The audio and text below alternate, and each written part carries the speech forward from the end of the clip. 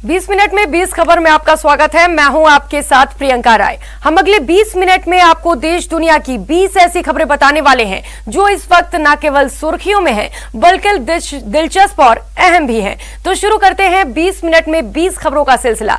सबसे पहले देखते हैं कि राजस्थान की कौन कौन सी खबर इस वक्त अहम है। बीच सड़क पर ट्रेलर उल्टा पड़ा है। ट्रेलर में लदी चने की बोरियां सड़क पर बिखर गई हैं और ट्रेलर के कई हिस्से अब कबाड़ में तब्दील हो चुके हैं। सड़क पर पड़े इस ट्रेलर की ये तस्वीरें जयपुर दिल्ली नेशनल हाईवे पर पापटा बस स्टैंड के पास से आई हैं।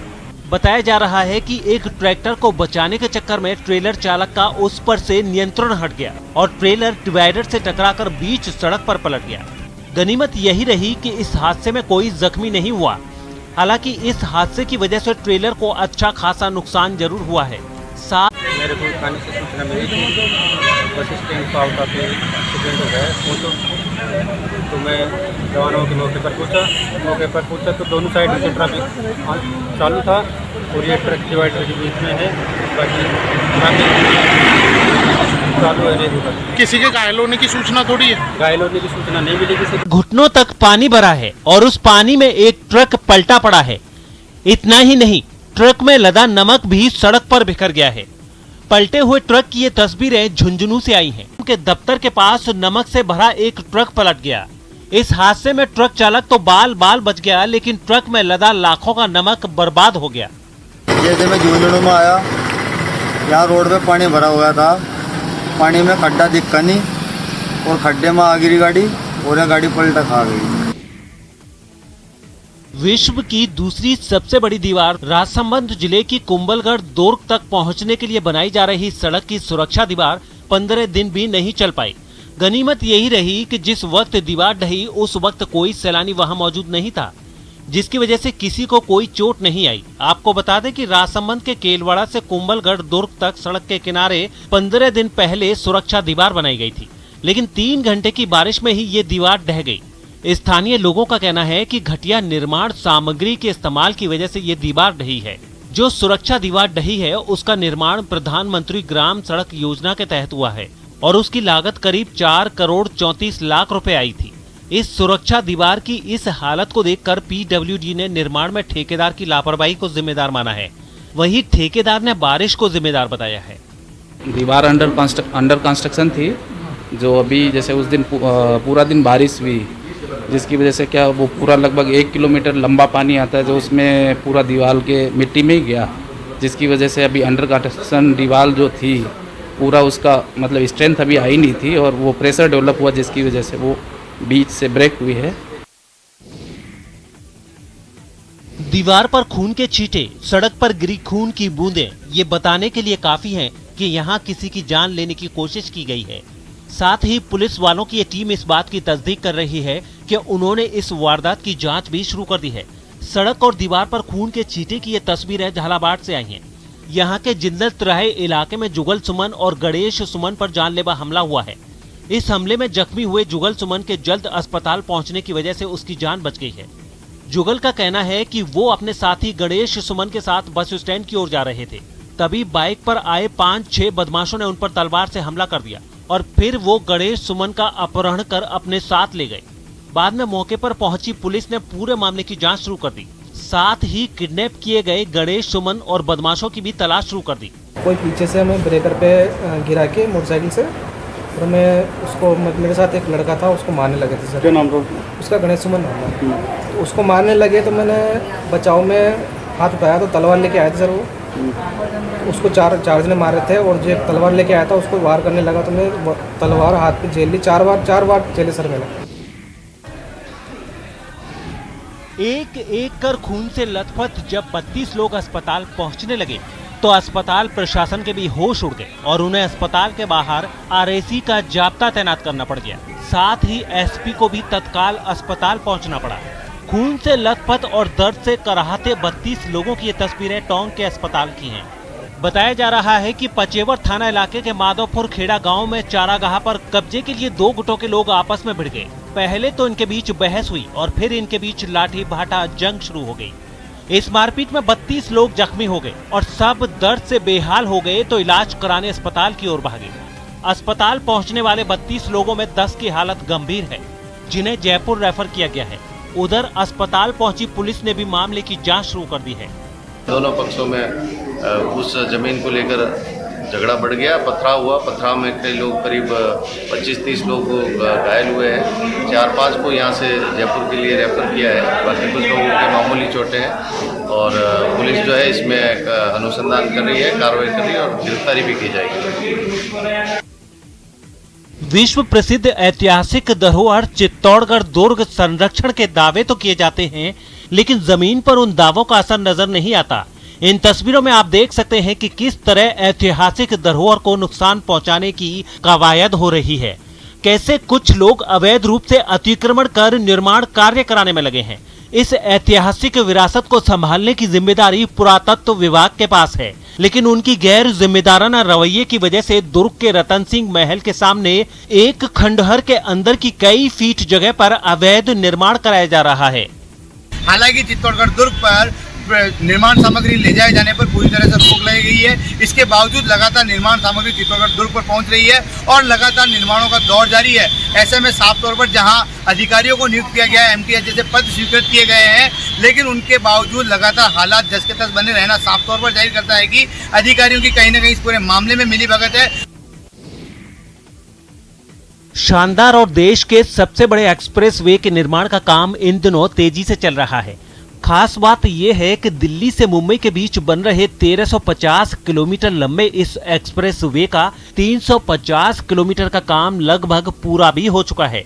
तेजी से चल रहे इस निर्माण को और रफ्तार देने के लिए गुरुवार को परिवहन मंत्री नितिन गडकरी इसका निरीक्षण करने दौसा के धनावड़ गांव पहुंचेंगे। हरियाणा से गुरुग्राम से जो शुरू हुआ है वो यहाँ दौसा के लालसोट तक एक फेज है, ये पूरा तरह बनकर तैयार है। कुछ ही दिनों में जनता को सुपुर्द कर दिया जाएगा। आपको बता दें कि दिल्ली से मुंबई के बीच बन रहा ये देश का पहला ऐसा एक्सप्रेसवे है जिस पर डेडिकेटेड इलेक्ट्रिक व्हीकल 4 लेन होगी। इनमें 2 आने के लिए और 2 जाने के लिए होंगी।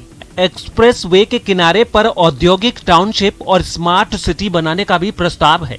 1350 किलोमीटर लंबे ग्रीनफील्ड एक्सप्रेसवे पर करीब 1 लाख करोड़ रुपए की लागत आएगी और साल 2023 तक इसके कंप्लीट होने की उम्मीद भी की जा रही है।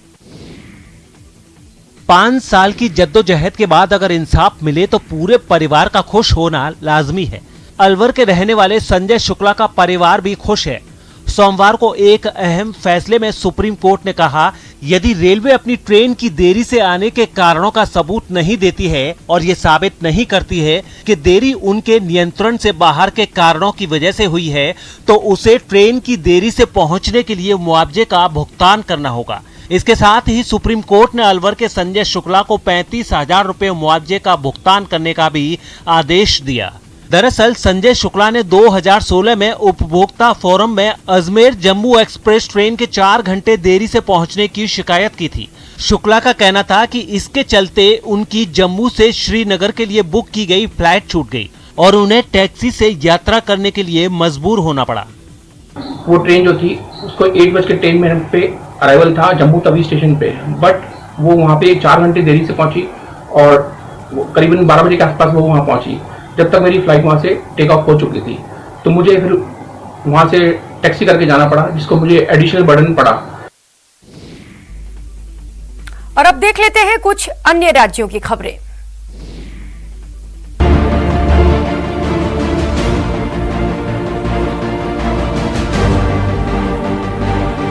तस्वीरें दिल दहला देने वाली हैं। कमजोर दिल वालों का दिल तो इस तस्वीर को देखकर ही बैठने लगेगा। दिल दहला देने वाली ये तस्वीरें दाहोद से आई हैं। आप देख सकते हैं कैसे सड़क पर बने इस गड्ढे की वजह से बाइक सवार का बाइक पर से नियंत्रण हट जाता है और उसकी बाइक सड़क पर फिसलन की वजह से फिसल जाती है। इस दौरान साइड से आ रहे ट्रैक्टर ट्रॉली के पिछले पहिए के नीचे आ जाता है। बाइक चला रहे शख्स के पीछे एक महिला और छोटा बच्चा भी था। नीचे गिरने के बाद बाइक सवार के सिर पर से टायर चला जाता है। हालांकि महिला और वो बच्चा बाल बाल बच जाता है। इसके बाद महिला खुद उठती है और वो बच्चे को बाइक के नीचे से निकालती है और ट्रैक्टर चालक को रुकने का इशारा करती है। इसके बाद कुछ लोग मदद के लिए आगे आते हैं और बाइक चला रहे शख्स को उठाते हैं। इस हादसे में उसे गंभीर चोटें आई हैं और अस्पताल में उसे भर्ती कराया गया है। गुजरात के दाहोद से एक रोंगटे खड़े करने वाला वीडियो सामने आया है। वहां बीच हाईवे पर एक बस और मोटरसाइकिल के बीच जोरदार टक्कर हो गई। तेज रफ्तार मोटरसाइकिल सवार उस बस को ओवरटेक करने की कोशिश करते वक्त बेकाबू हो गया और वो लड़खड़ाते हुए उस बस के अगले हिस्से से जा टकराया। इस घटना का एक वीडियो भी सामने आया है जिसमें कुछ गाड़ियां हाईवे से गुजरती नजर आईं। तभी एक मोटरसाइकिल सवार वहां से गुजर रही एक बस से आगे निकलने की कोशिश में बेकाबू हो गया और फिसलते हुए उस बस के नीचे आ गया। हालांकि मोटरसाइकिल सवार की किस्मत अच्छी थी क्योंकि बस की रफ्तार धीमी थी और ड्राइवर ने उसे तुरंत रोक लिया। इसके बाद मोटरसाइकिल सवार किसी तरह बस के नीचे से बाहर निकला। इस हादसे में मोटरसाइकिल सवार को मामूली चोटें आईं। हालांकि उसकी मोटरसाइकिल को काफी नुकसान पहुंचा है।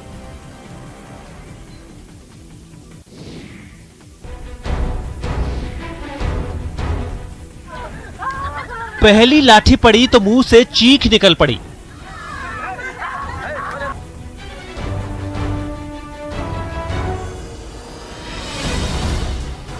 दूसरी लाठी पड़ी तो दर्द के मारे जान निकल गई।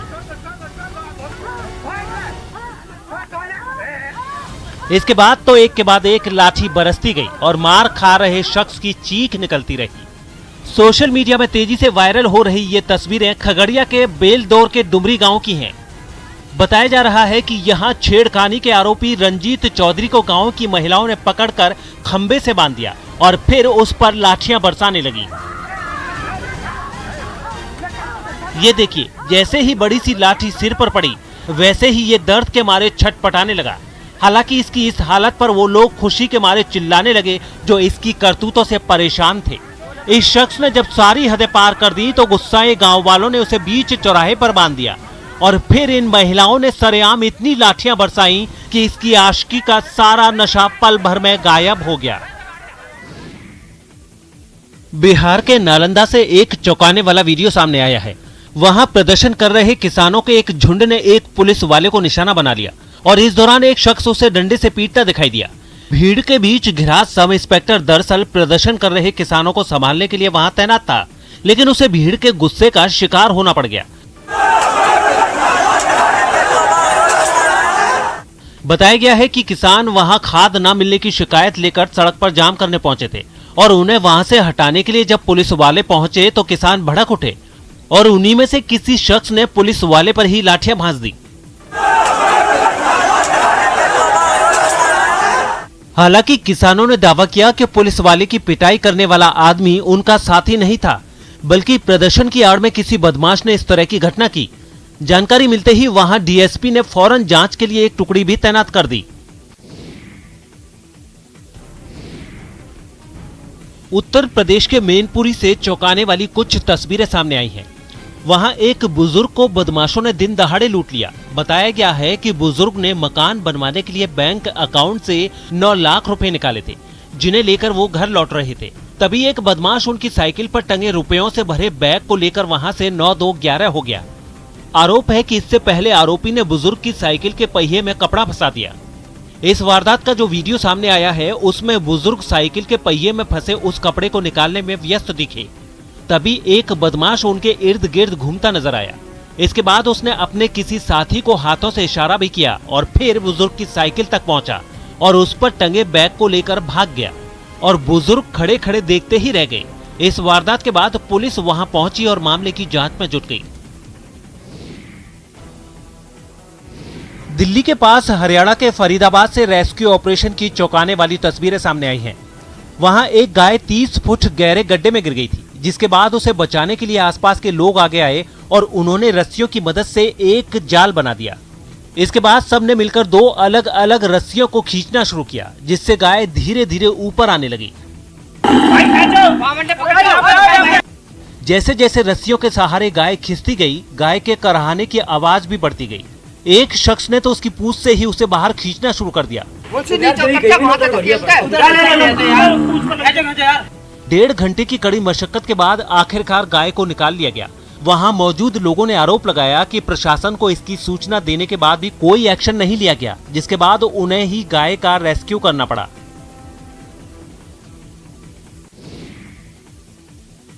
महिलाओं के साथ छेड़खानी की घटनाओं की रोकथाम के लिए पंजाब पुलिस ने अमृतसर में शक्ति टीम लॉन्च की है। बताया गया है कि जिन जगहों पर छेड़छाड़ के ज्यादा मामले सामने आते हैं, ये टीम वहां तैनात रहेगी और मंचलों पर नजर रखेगी। इसके लिए पंजाब पुलिस कमिश्नर ने महिलाओं की शक्ति टीम को हरी झंडी दिखाई, जिसके बाद सभी टीमें अलग अलग इलाकों की तरफ रवाना हो गईं। इन पुलिस कर्मियों के स्कूटर पर महिलाओं की मदद के लिए हेल्पलाइन नंबर भी लिखा दिखा। इनका काम ये होगा कि अगर कोई गलत आंसर जो है वो ईव टीजिंग को कमिट कर रहा है तो उनको पकड़ना। बताया गया है कि शहर के 20 इलाकों में इस काम के लिए 70 पुलिस कर्मियों की ड्यूटी लगाई गई है, जो पुलिस की वर्दी में नहीं बल्कि सादे कपड़ों में तैनात रहेंगे। उत्तर प्रदेश के लखीमपुर खीरी से एक हैरान करने वाला वीडियो सामने आया है। वहां 3 भाइयों ने मिलकर अमेरिका के फाइटर जेट की तर्ज पर विमान का मॉडल तैयार कर दिया। इस मॉडल की खासियत ये है कि ये हवा में बिल्कुल लड़ाकू विमानों की तरह ही उड़ान भर सकेगा। उन लोगों ने इसे थर्माकोल और छोटी मोटर की मदद से तैयार किया है। इन भाइयों ने दावा किया है कि ये विमान हवा में कई किलोमीटर का सफर तय कर सकेगा। आपको बता दें कि इन लोगों ने अमेरिकी फाइटर जेट नाइट हॉक का मॉडल तैयार किया है, जिसकी लागत करीब 10,000 बताई गई। अपना फर्स्ट प्लेन बनाया था तो लगभग इसमें 10,000 के करीब खर्च आ गया था, लेकिन अगर अब की मैं बात करूं तो मैं इसे कम से कम प्राइस में बना सकता हूं। इतना ही नहीं, इन लोगों ने ये भी दावा किया कि इसमें जिस तकनीक का इस्तेमाल हुआ है वो आने वाले वक्त में वायुसेना के लिए भी मददगार साबित होगी। इसके जरिए स्वदेशी फाइटर जेट बनाने का रास्ता भी खुल सकेगा।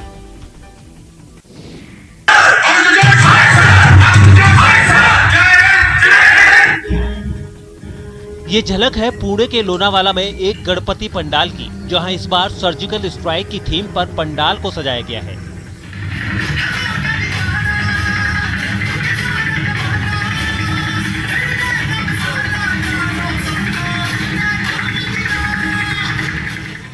पीओके में किए गए सर्जिकल स्ट्राइक की इस झांकी में भारतीय सेना की ओर से आतंकवादी ठिकानों पर किए गए हमले की झलक नजर आ रही है।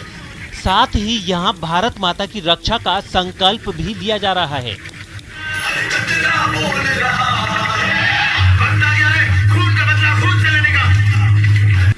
खास बात यह है कि इस पंडाल में जो झांकी बनाई गई है उसमें लाइट और म्यूजिक का इस कदर बेहतरीन कॉम्बिनेशन किया गया है कि किसी को भी यहां आकर ये एहसास हो जाएगा कि वो सच में सर्जिकल स्ट्राइक को अपनी आंखों से देख रहा है।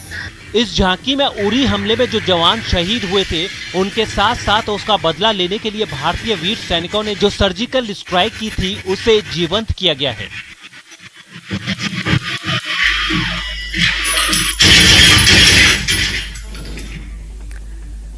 बीस मिनट 20 खबर में अब बात कर लेते हैं इंटरनेशनल खबरों की। रूस के नोवगोरोड में भारतीय सेना ने अपनी जबरदस्त ताकत का प्रदर्शन किया। रूस में चल रहे इस अभ्यास में भारत और रूस समेत 9 देशों की सेनाएं हिस्सा ले रही हैं। इस युद्धाभ्यास के दौरान इतने बम और रॉकेट दागे कि धरती कांप उठी। हर तरफ बारूद और धुएं का गुबार दिखाई दिया। खास बात यह है कि इन धमाकों की गूंज में भारतीय सैनिकों की जाबाजी सबसे अलग दिखी। अभ्यास में शामिल भारतीय जवानों की टुकड़ी दुश्मन पर ताबड़तोड़ गोलियां और बम बरसाती नजर आईं। अभ्यास के दौरान भारतीय सैनिकों को आगे बढ़ रहे दुश्मन को रोकने का जिम्मा मिला था, जिसे उन्होंने बखूबी पूरा भी किया। भारतीय वायुसेना के कमांडो भी यहां अपना दमखम दिखाते नजर आए। उन्होंने भारी बमबारी के बीच दुश्मन के इलाके में घुसकर हमले का अभ्यास किया। ड्रिल में शामिल लड़ाकू हेलीकॉप्टरों ने भी ताबड़तोड़ मिसाइलें दागी।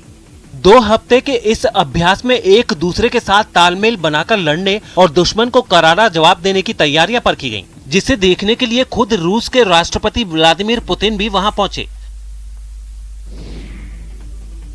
इस बुलेटिन में फिलहाल इतना ही। खबरों का सिलसिला जारी है, आप बने रहिए हमारे साथ। नमस्कार।